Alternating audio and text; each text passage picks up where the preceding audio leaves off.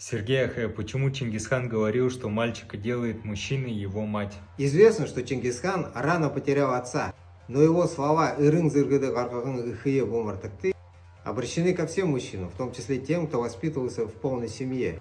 Безусловно, развитию мужских качеств способствует отцовское воспитание, но на более тонком уровне влияние матери гораздо сильнее. В феврале 90-го года Майк Тайсон проводил очередную защиту титула против Бастера Дугласа. Никто не верил в победу претендента, ставки были 42-1. Никто, кроме его матери, но этого оказалось достаточно.